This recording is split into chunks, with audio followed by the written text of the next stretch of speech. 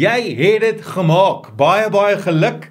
As jy hierdie video kyk, beteken dit jy is in die laaste skof van die jaar. Ons is in die laaste kwartaal, ons is eintlik mooi met opdreef met ons groeigroepe en met die materiaal en hoe al die groepe bymekaar kom en wat hulle alles doen is eintlik vir ons wonderlik. So, jy's daar. My ma sou gesê het, ons rykie stalle. Jy sien die einde van die jaar in sig.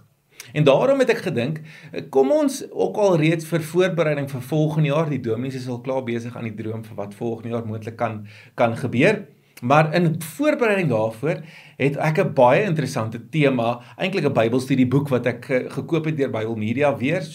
Maar hierdie keer is dit nie deur een skrywer nie. Dit is deur die Synode van KwaZulu-Natal wat hierdie boekie die lig gesien het. En dit is eintlik wonderlik hoe die leierskap en die hele pad en die hele storie oor hoe hierdie tema op die tafel gekom het. Maar die tema is om in pas te wees met Christus. Nou as jy iets van my weet jy, ek is mal oor woordspeling. Ek is daai ou wat nie kan toelaat dat daar nie 'n pan of 'n woordspeling kan verbygaan nie. Ek moet iets daaroor sê. My kinders is al so moedeloos, my vrou is al so moedeloos, want daar is nie 'n oomblik waar ek dit kan laat verbygaan nie. Byvoorbeeld as iemand sal sê, ja, Magda het gesê ons kan daar wees. Ek sê, ag, mag daar nog baie sulke geleenthede wees. Ek kan nie dit laat gaan nie. So ek is mal oor woordspeling. En ek is so mal oor hierdie tema, want daar's soveel hoeke waarna mens daarna kan kyk, en wat ek hoop ons in die volgende kwartaal daarna kan kyk. En die tema is om in pas te wees. Nou onmiddellik kan jy weet wat dit beteken, om in pas te wees is met ander woorde in die regte ritme, in die regte manier te loop, om saam met Christus te loop. Maar die ander kant daarvan wat vir my so lekker is om oor te dink, is om in te pas.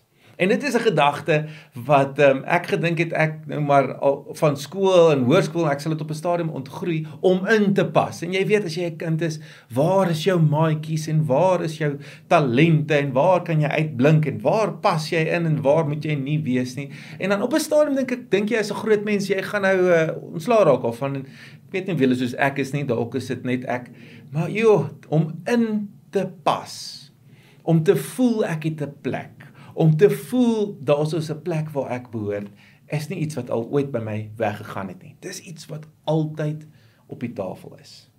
En dis waarom ons hierdie kwartaal gaan dink. Ons gaan dink daaroor hoe om in pas met Christus te wees, sodat dit voel asof jy in pas.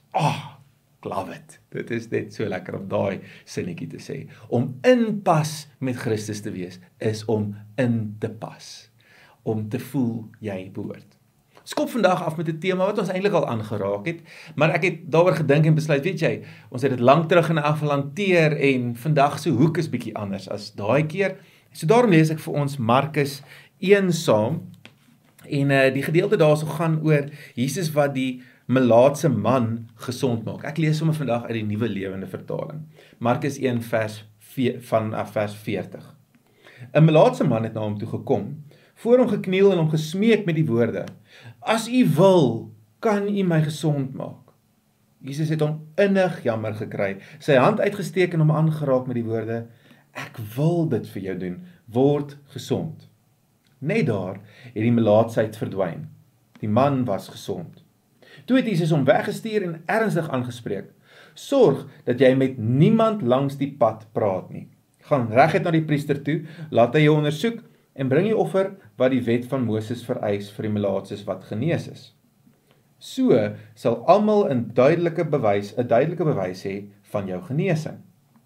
Maar die man het weggegaan en die nuus van wat met hom gebeur het, oral versprei. Gevolglik het soveel mense Jesus begin omring, dat dit vir hom onmoontlik geword het om openlik in enige dorp in te gaan. Hy moes buite in afgeleë plekke bly, tog het mense steeds van oral af na hom gekom. Sommer lekker om hierdie gedeelte te lees. Nou dalk as jy 'n goeie geheue het, sal jy onthou die vreemde, snaakse Griekse woord wat ons hier se vertaal met innig jammer kry, is die woord splagnitzomai. Doen jouself eens en sê daai woord gou 3 keer. Splagnitzomai, splagnitzomai, splagnitzomai. En die letterlike vertaling beteken dat eintlik jou ingewande wat so draai. So wat staan hier so? Jesus het hierdie man innig jammer gekry dat sy ingewande draai. Nou wat my mooi is van hierdie boekie, is hy bring vir ons 'n baie mooi perspektief in. En hy gee eintlik vir jou 'n paar prentjies wat jy oor mekaar kan plaas. En wanneer jy hierdie prentjies so oor mekaar plaas, dan pas dit baie keer in by mekaar. En die prentjie wat hy gee as 'n ekstra perspektief, is die prentjie van die twee vrouens wat by die koning Salomo uitkom, en dan dit gaan nou oor 'n kind, né? Julle onthou die storie van waar die babatjie doodgelê is, die een ma het die babatjie doodgelê, en nou dan vat sy die ander ma se baba, en dan so hierdie hele bekleierery, en uiteindelik besluit die een ma, nee, wel, as dit gaan beteken dat my kind doodgemaak gaan word, dan sal ek eerder maar sê dat die ander ma die baba kry. En julle ken daai storie, en Salomo sê dan daar, so nee, maar goed, dit is juis omdat hierdie ma so opgetree het, dat sy die regte ma is. Nou, die mooi prentjie wat hierdie boekie vir ons sit, is om te sê, die Hebreëse woord, wat vertaal sou word met barmhartigheid, en wat eintlik ook te maak het met hierdie splag niet so maai om jammer te kry, om 'n sagte hart te kry, is eintlik wat dit sou beteken, sou jy kon vertaal met baarmoeder. En dis eintlik wat hierso in die gedeelte in die koningsverhaal ook na vore kom, is die vrou raak so ontsteld oor die feit dat haar kind moontlik kan weggaan, dat daar so kom hierdie wroging by haar, en dan kom die barmhartigheid. Om eintlik iets te sê van, daar is die baarmoeder, om 'n sagte hart te kry, is soos om steeds 'n kind te wees, deel te wees van die mens. So, gou, as jy nou dink oor die baarmoeder, waaroor praat jy as jy baarmoeder sê? Jy sê, dis eintlik die kind, die baba, is nog deel van die ma. So as jy barmhartig is dit dat jy optree, asof die mens met wie jy barmhartig is, ook deel is van jou. Dis nie ver daar nie, jy pas in.